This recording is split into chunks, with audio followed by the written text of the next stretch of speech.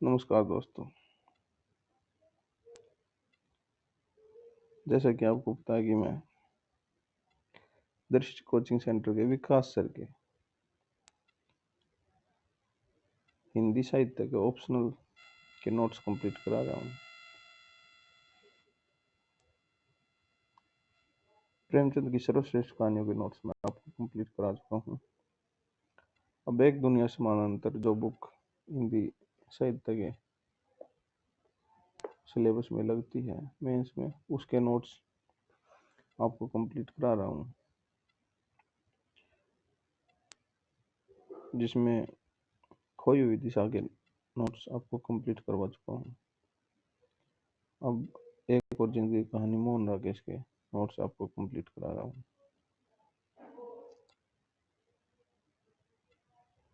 आप में से जिसने चैनल सब्सक्राइब नहीं किया, सब्सक्राइब कर लो और बेल आइकन दबा लो ताकि आगे आने वाली और वीडियो आपको जो है समय पर मिल जाए।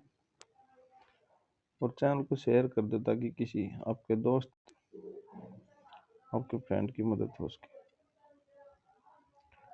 अब शुरू करते हैं एक और जिंदगी कहानी के नोट्स। एक और जिंदगी मोहन राकेश की सर्वाधिक प्रसिद्ध कहानी है, जिसे राजेंद्र यादव ने एक दुनिया समानांतर में संकलित किया है। मोहन राकेश ने नाटक और कहानी दोनों क्षेत्रों में अद्भुत मिसाल कायम की है।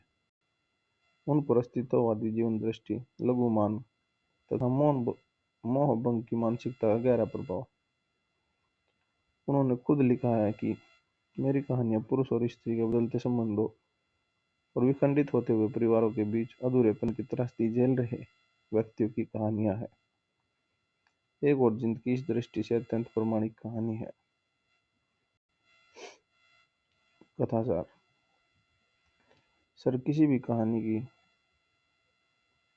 के नोट्स में कहानी, कथासार, पहले भूमिका और फिर कथासार और शिल्प लिखवाते हैं और उसके बाद भाषा शैली भी लिखवा देते हैं कहीं कहीं। इतने ही बातें लिखवाई जाती हैं। इस कहानी में कथासार, इस कहानी के केंद्र में प्रकाश नाम का चरित्र है, जो संबंधों के अभाव की त्रासदी झेल रहा है। कुछ वर्ष पूर्व उसका विवाह बीना से हुआ था, किंतु वह सफल नहीं हो पाया क्योंकि दोनों का व्यक्तित्व पूर्णतः विपरीत था। बीना प्रकाश के समान पढ़ी लिखी थी, उससे ज्यादा कमाती थी, इसमें अत्यधिक अहंकार था और अपनी स्वतंत्रता को बनाए रखने की जिद थी। प्रकाश ऐसे संबंध में सहज नहीं हो सका। अंततः दोनों आपसी सहमति से अलग हो गए और उनका बेटा प्लास यानी कि पासी बीना के पास रहने लगा। इसके बाद प्रकाश ने कुछ वर्षों तक संशयग्रस्त रहने के बाद दूसरे विवाह का फैसला किया। उसके एक दोस्त जुनेजा की बहन थी, जो निर्मला से 26-27 वर्ष की होकर भी सिर्फ 18-19 की थी। दिखने में अत्यंत सुंदर थी, इतनी पढ़ी लिखी नहीं थी। प्रकाश पर क्रोध हुआ कि प्रकाश ने उससे विवाह किया, किंतु बाद में पाया कि वह मानसिक रूप से विक्षिप्त है। उसके साथ रहना जीवन को अधिक त्रासद बनाना सिद्ध हुआ। एक दिन प्रकाश घर छोड़कर भाग गया। निर्मला ने कई तरह से दबाव बनाया कि वह वापस लौट आए, वह नहीं लौटा। तभी एक दिन उसके घर के सामने बीना और पासी दिखाई दे, जो वहां कुछ दिनों के लिए घूमने आए थे। उसे 2-3 दिनों तक कुछ घंटे पासी के साथ बिताने को मिले, जिससे उसके भीतर पितृत्व तथा पारिवारिक स्नेह की भूख प्रबल होने लगी। किंतु जिंदगी आगे बढ़ चुकी थी और उसे वापस लौटना संभव नहीं था। बीना और पासी अपने घर लौट गए। प्रकाश खुद को अत्यंत अकेला महसूस करने लगा। इस बिंदु पर कहानी समाप्त हो जाती है। संवेदना पक्ष।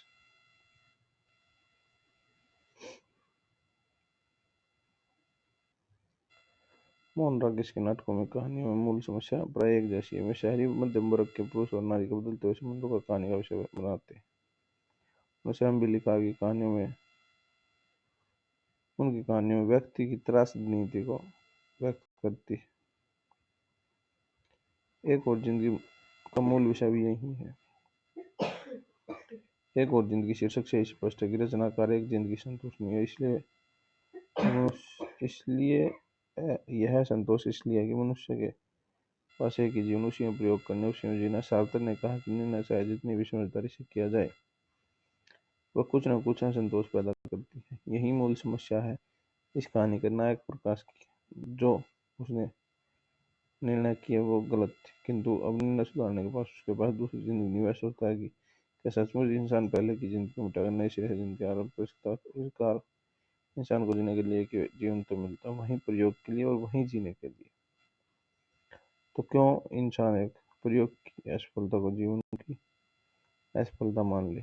एक और जिंदगी में जिंदगी के प्रति जो निरर्थकता का बोध है, वह एक और जिंदगी की तरफ को उभारता है। यह एहसास होना कि एक ही जीवन था और वह व्यर्थ हो गया, इंसान को भीतर ही भीतर घुटने के लिए मजबूर कर देता है। यह घुटन नवलेखक के दौर में मनुष्य की मूल समस्या बनकर उभरी है, जो भी इस कहानी में साफ साफ दिखती है। उसे लगता था कि जैसे वह जी नहीं रहा, सिर्फ अंदर अंदर कुट रहा। यह वह जिंदगी छिपाने के लिए उसने वर्षों तक संघर्ष किया था। इस निरर्थकता का बोध मूल कारण है संबंधों को टूटना। शहर का आदमी यूं ही अकेला है, यदि वह अपने सीमित संबंधों में खुश नहीं, तो अकेलापन उसके जीवन का अनिवार्य हिस्सा बन जाता है। संबंधों की यह टूटनी सिर्फ इस नायक की नहीं है, वह स्वतंत्रोत्तर भारत में स्वतंत्र और सशक्त होती हुई नारी के साथ पुरुष के साथ सहज न होने पाने की समस्या है। इस कहानी का नायक विवाह के कुछ दिन बाद पत्नी से लग हुआ, विवाह के कुछ महीनों बाद ही पति पत्नी रहने लगे। विवाह के साथ जो सूत्र जुड़ना चाहिए था वह नहीं जुड़ सका। कहानी में भी स्पष्ट किया गया कि संबंधों में यह टूटना किस प्रकार नारी की स्वतंत्रता चेतना से जुड़ी है। वह पहले की भूल को दोहराना नहीं चाहता था। उसे लगता है कि वह एक ऐसी लड़की जीवन बता सकता जो दृष्टि के बिना विपरीत हो, बिना में बहुत अहम था, उसके बराबर पढ़ी लिखी थी, जिसे ज्यादा कमाती थी।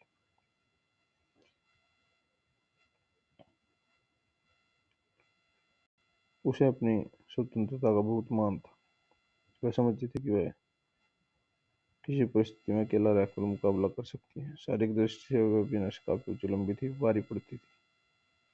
वह अब एक ऐसी लड़की चाहता था जो उस पर पूरी तरह से निर्भर रहे, जिसकी कमजोरी उसके असरों की अपेक्षा करती हो। एक और जिंदगी के मध्य वर्ग में व्याप्त अनिर्णय की समस्या को भी बढ़ाया। उच्च और निम्न वर्ग में अनिर्णय की समस्या उतनी प्रबल नहीं होती, क्योंकि उनका जीवन स्थिति उन्हें निर्णय लेने के साहस प्रदान करती है। राजेंद्र यादव ने अपनी कहानी टूटना में निर्णय शक्ति की वर्गीय व्याख्या की, किंतु मध्य वर्ग हमेशा अनिर्णय की स्थिति में रहता है, क्योंकि एक तरफ उसकी व्यक्तिगत आकांक्षाएं प्रबल होती रहती हैं, तो दूसरी ओर वह सामाजिक दबाव और नए प्रयोगों की विफलता से वैसे डरा रहता है। इस कहानी के नायक प्रकाश की भी एक बड़ी समस्या अनिर्णय की समस्या। सोचने में 3 सप्ताह और महीने निकलते, पर वहीं 3 सप्ताह, महीने, 2.5 साल गुजर जाने पर प्रकाश भी नई जिंदगी आरंभ करने का निश्चय नहीं कर पाया। मोहन राकेश ने इस कहानी के माध्यम से सिर्फ स्त्री और पुरुषों की समस्या को नहीं उभारा, बल्कि उन बच्चों की पीड़ा को भी दिखाया जो माता पिता के साथ अलग हो गए। ऐसे बच्चे बिना किसी अपराध के माता पिता के प्रेम से वंचित हो जाते हैं। जब प्रकाश और बीना कोर्ट में तलाक के कागज पर हस्ताक्षर, ठीक उसी समय एक चिड़िया के बच्चे के प्रतीक के माध्यम से मोहन राकेश ने उनके बच्चे की समस्या को उठाया। कोर्ट में कागज पर हस्ताक्षर करते समय छत के पंखे से टकराकर एक चिड़िया का बच्चे नीचे आ गिरा।